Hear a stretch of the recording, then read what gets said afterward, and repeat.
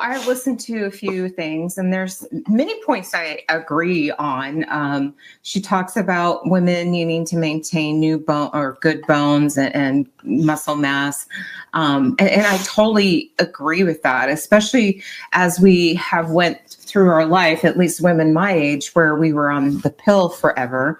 We do need to do something about our bones and muscle, but you can't do it through the synthetics that are out there.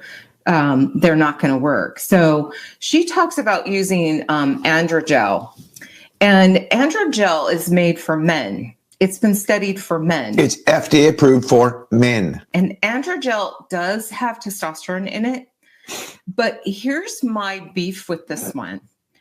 A quarter of a pump, a half a pump, a 3/4 of a pump. Seriously?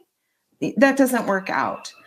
And then she is very negative towards compounding pharmacies because she says their products are not FDA approved. Okay, yes, if I make a cream, it's not FDA approved, but testosterone is. The ingredient is. The ingredients that come from the wholesaler, from the chemical wholesaler, are approved. Here's the problem with using Androgel. If I have a woman that has bad pelvic floor or she has urinary tract problems, I can't use Androgel locally to the vaginal tissue because it has an alcohol base. That would be horrible. But if you have a good cream, you can use it vaginally, you can use it topically in different areas, and you can get the correct dose, not a quarter or a half a pump. To me, that is just mind-blowing. We're talking about, something that isn't even approved for women, and yet she's tagging on this FDA thing. Well, of course, it went to the market for men, but women do need testosterone. I agree. But let's put it in a form that women can use and not use it in an awkward way. She also talks about things like FDA approval and insurance acceptance, things like that, because she accepts insurance. And you guys know that what we believe in is that health insurance is a racket. Any doctor that bills insurance is working for the insurance company, not the patient.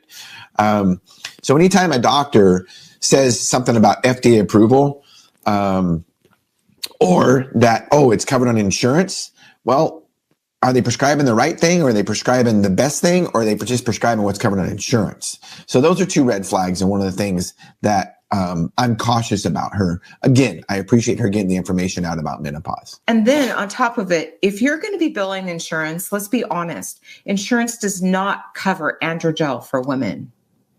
Yeah, so why is she bragging about insurance coverage on these products, which that alone is a red flag to me. And just to reiterate what she said about compounding pharmacies, she mostly said that they're unregulated. Well, I can tell you from owning a compounding pharmacy, we are very highly regulated by state boards of pharmacy and by the FDA. Our products are not FDA approved. That does not mean we're not regulated by the FDA. So it's just pure ignorance on her part. And I think if you follow her enough, I don't necessarily recommend you do or don't. You can check her out, definitely do. You'll understand where she's coming from. She sells supplements online. She sells a lot of supplements. She promotes a lot of supplements, and she likes to sell her book. No problem with that. I've got a book, and we sell supplements at our pharmacy. Here's where I think it's different. I don't sit there and tell patients about FDA approval and unregulated products that aren't FDA approved through compounding pharmacies, and then sell supplements that are not FDA approved or are not regulated by the FDA. So it kind of sounds like she has a double standard, or kind of hypocritical to me when she talks about things like that.